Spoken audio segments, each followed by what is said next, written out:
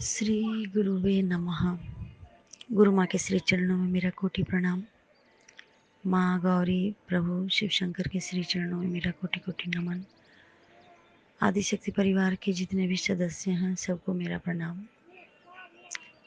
मैं आज आप लोगों के सामने अपना एक अनुभव लेके उपस्थित हुई हूँ। अनुभव ये है कि जैसे जीवन के सारे रास्ते बंद हो गए थे, तकलीफ ही तकलीफ, कष्ट ही कष्ट, जैसे ज़िंदगी में और कुछ बचा ही नहीं था। उस दौर से हर कोई अपनी अपनी ज़िंदगी में कभी ना कभी गुजरता ही है। तो उस टाइम में मैं भी बहुत मायूस हो गई थी, टूट चुकी थी। कोई रास्ता कहीं से नहीं दिख रहा था। इसी बीच में यूट्यूब में गुरुओं के बारे में सर्च करते करते मुझे गुरु माँ की आवाज़, थोड़ा सा एक वीडियो खोली तो आदिशक्ति परिवार का, उसमें सुनाई दिया।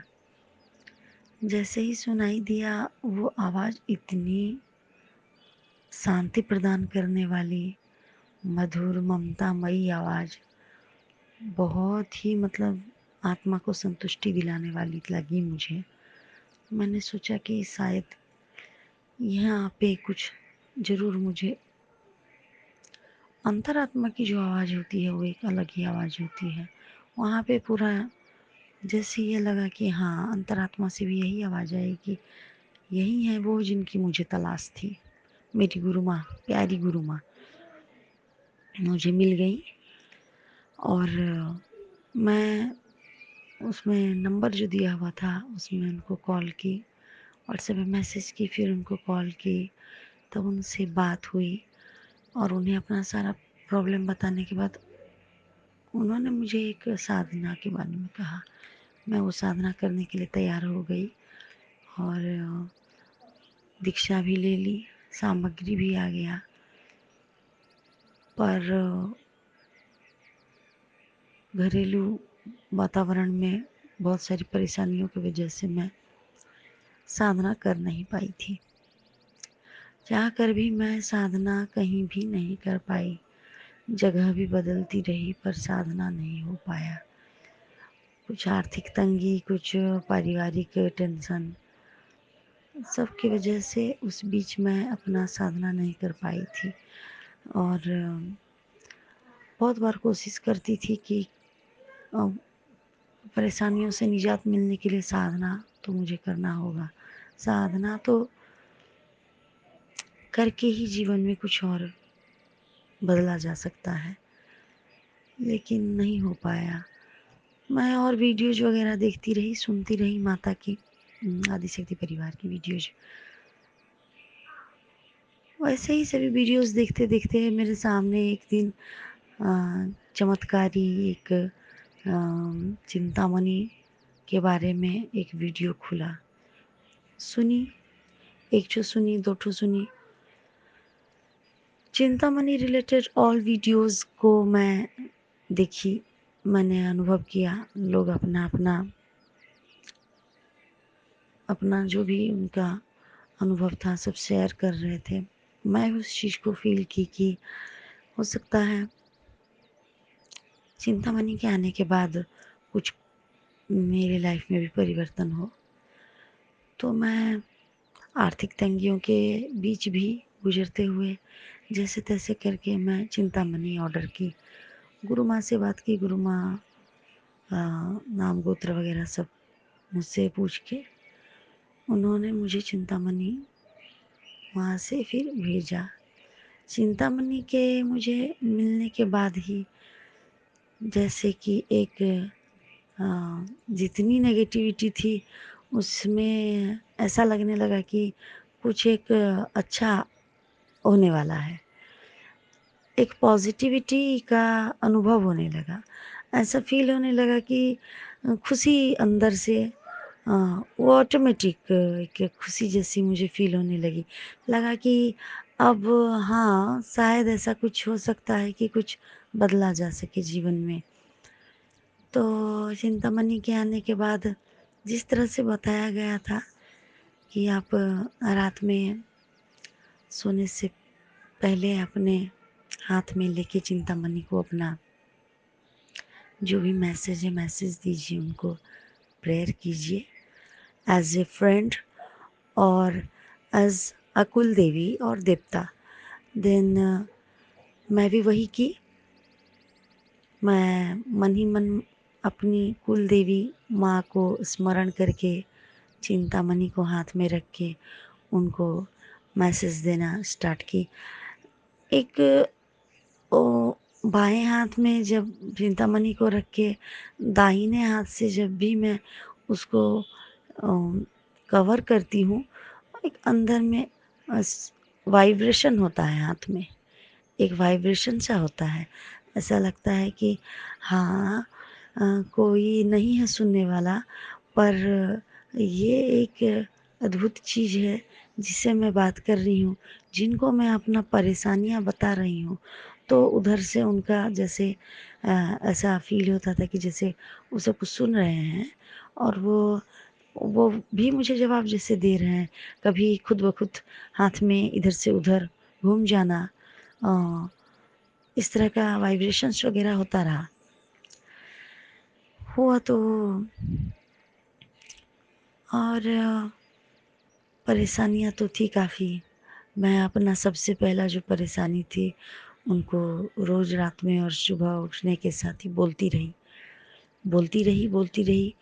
उसमें कहा गया था कि आप एक बार में अपना एक परेशानी, अपना एक प्रॉब्लम बोल के उसका सॉर्ट आउट होने के बाद, वो सॉल्व हो जाने के बाद आप सेकंड अपना जो है परेशानी उनके सामने आप रख सकते हैं। तो मैं भी वही कि only one problem I always speak to Chintamani. Prayer होता रहा, करती रही। 10 days, then 15 days, then 20 days, 25 days, days cross होते गए। डेज क्रॉस होते होते जैसे ही 30 डेज में ही मेरा आते आते 30 डेज आते आते फर्स्ट टाइम का जो मैं बोल रही हूँ, 30वां दिन आते आते मेरा प्रॉब्लम सॉल्व हो गया। जिस परेशानी से मैं गुजर रही थी, जिस माहौल में थी, इतना मेरा दम घुट रहा था, उस माहौल से निकलना मेरे लिए बहुत मुश्किल था और वहाँ पे मैं साँस नहीं ले पा रही थी। मुझे ऐसा लग रहा था कि मैं कैसे यहाँ से उभरूँ, कैसे इस जगह से बाहर निकलूँ। और माँ सुन ली मेरी पुकार, गुरु माँ भी, उनका भी आशीर्वाद रहा मेरे ऊपर और चिंतामणि का चमत्कार। सही में मैं जब वीडियोज़ वगैरह दूसरों का सुनती थी तो लगता था कि सिर्फ़ पता नहीं सब बोल रहे हैं, सबका अपना अपना अनुभव है, सब अपना अपना शेयर कर रहे हैं, पर पता नहीं मेरे साथ क्या होगा। मैं उस चीज़ को फ़ील नहीं कर पा रही थी, पर जैसे ही मेरे साथ भी होना स्टार्ट हुआ तब मैं समझ गई कि हाँ,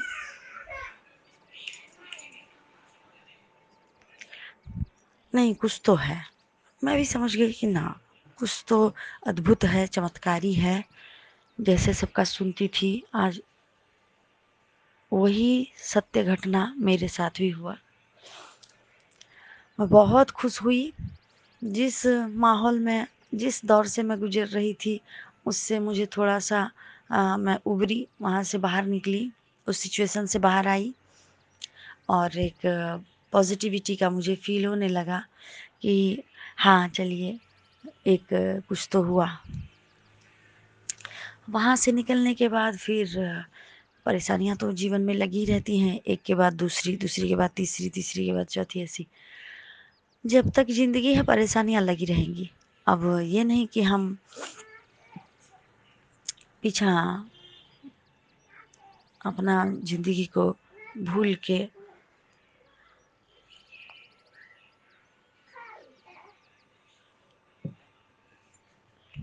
अपनी जो वो परेशानी तो सॉल्व हो गया, एक परेशानी से मैं उबर आई। अब नेक्स्ट एक और परेशानी सामने आ गया।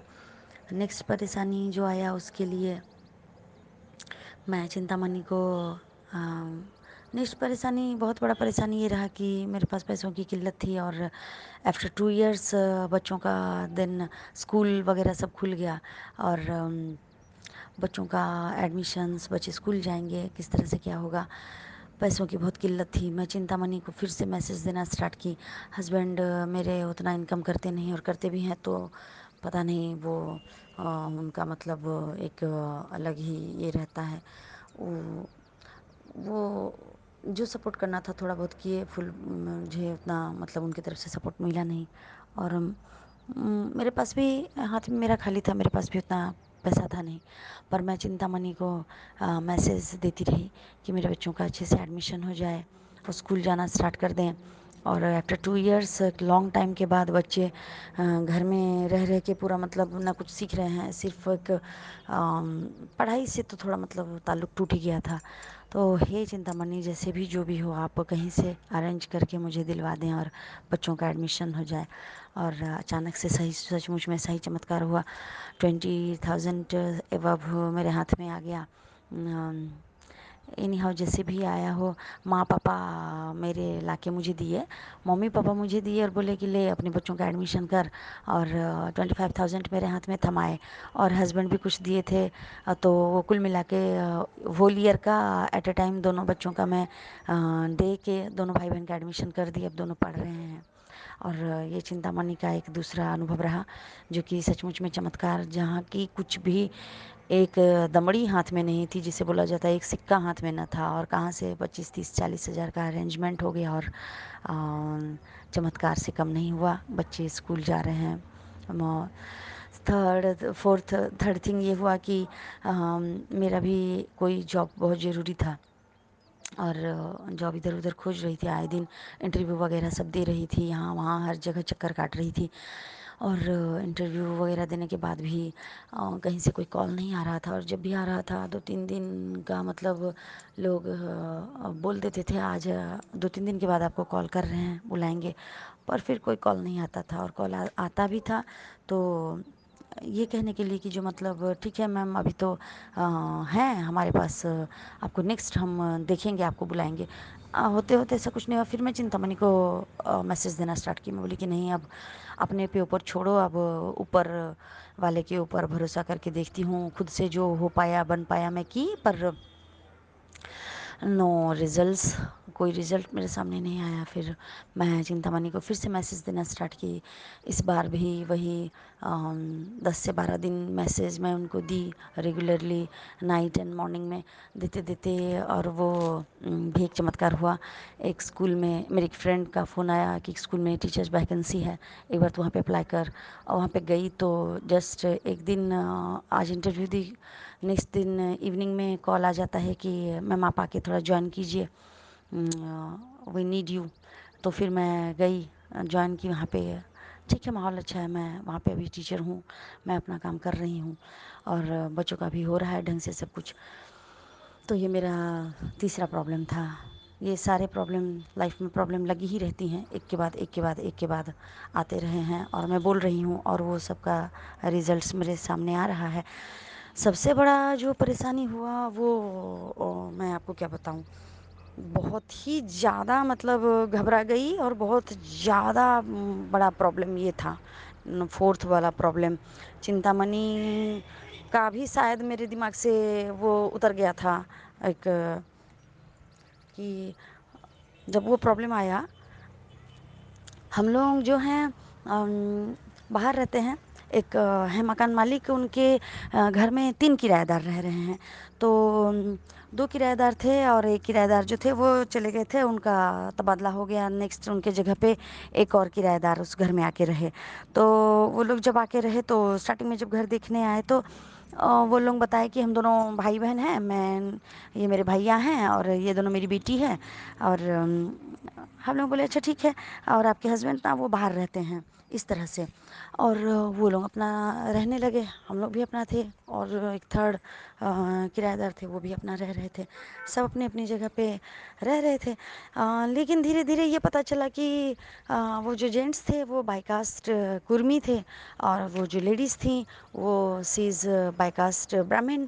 और there no relationship in between brothers and sisters, वो सिर्फ दिखाने के लिए एक था। और वो आई थिंक वो जो था, जो फील हो रहा था, जो चीज़ हम समझ पाए रह के इतने दिन, 1 डेढ़ महीना करीब, वो चीज़ पता चला कि वो लेडीज़ की 2 बेटियां थी और वो जेंट्स उनका कुछ था ही नहीं। वो किसी और के हस्बैंड थे, ये किसी और की वाइफ थी, दोनों एक जगह के अपना रह गए थे।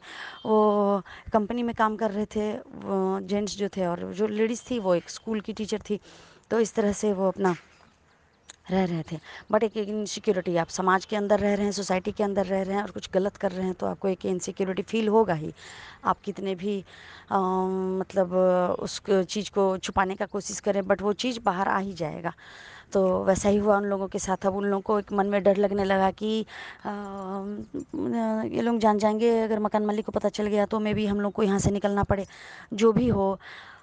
हाँ, हम लोगों को उस चीज़ से कोई मतलब नहीं था। आप जो भी रह रहे हैं, जैसे भी आप अपना समाज को मेंटेन करने वाला काम कीजिए, सोसाइटी के अंदर रह रहे हैं, बीच में रह रहे हैं, तो बस उस चीज़ को आप लेके चलिए, और कुछ नहीं। और धीरे धीरे धीरे धीरे हुआ ये कि मतलब उन लोगों का बढ़ने लगा गुस्सा, एक आक्रोश टाइप का उनका हो गया बिहेवियर। वो एक हम लोग जहाँ पे रह रहे हैं वहाँ पे ऊपर फ्लोर में किराएदार सब रह रहे हैं, नीचे के फ्लोर में मकान मालिक का गोडाउन है फर्नीचर वगैरह का। तो मकान मालिक बोल के रखते हैं कि 2 गेट है, एक बड़ा सा दरवाज़ा है, एक छोटा दरवाज़ा है। छोटे दरवाजे के से होके आप लोग अपना गाड़ी अंदर कीजिए, एक्टिवा, स्कूटी, मोटरसाइकिल वगैरह जो भी है आप लोगों का, आप उधर से अंदर कीजिए। और बड़ा वाला जो दरवाज़ा है उससे सिर्फ 4 व्हीलर अंदर जाएगा, उसको सिर्फ 4 व्हीलर को अंदर बाहर करने के लिए रखिए, उसको मत खोलिए ज़्यादा। तो वो जो थे वो लोग बोल रहे थे कि नहीं, हम लोग तो बड़ा वाला दरवाज़ा ही खोलेंगे, और खोलते भी थे, आना जाना करते भी थे। और ताला, सेकेंड थिंग ये हुआ कि जब उस परेशानी से, फर्स्ट परेशानी से निकलने के बाद आके अपना लाइफ को आगे बढ़ाने के लिए जैसे ही अपना स्टार्ट किया, तो एक और परेशानी आके सामने खड़ा हो गया। जहाँ पे हम लोग रह रहे हैं, किराए में है, वो मकान मालिक का 2-3 किराएदार वहाँ पे रहते हैं। मकान मालिक खुद वहाँ पे नहीं रहते, मकान मालिक कहीं और रहते हैं, अपना अलग घर है उनका। यहाँ भाड़े में जो 2-3 घर दे रखे हैं वहाँ पे हम भी किराएदार हैं, एक और हैं, एक और हैं, इस तरह से। तो जो एक आए हुए थे वो पहले बोल के एज ए मतलब नेवर, तो थोड़ा बहुत बातचीत सबसे होता है सबका। तो स्टार्टिंग में जब वो लोग आए तो हमारे सामने ही वो आए, और एक जेंट्स, एक लेडीज और उनकी 2 लड़कियां थी। तो हम सोचे कि हाँ, हस्बैंड वाइफ हैं और 2 बेटियां हैं। तो वो लेडीज़ बोले कि नहीं, ये मेरे भाई हैं, मैं इनको भैया बनाई हूँ, और ये दोनों इनको मामा मामा बोलते हैं। और हम सोचे कि अच्छा ठीक है, भाई बहन हैं, 2 बच्चे हैं, जो भी। फिर सब अपने अपनी दुनिया में, हमको अपना काम, उनको अपना, वो अपना, सब अपने अपने जगह पे, अपने अपने कामों में, अपनी अपनी दुनिया में।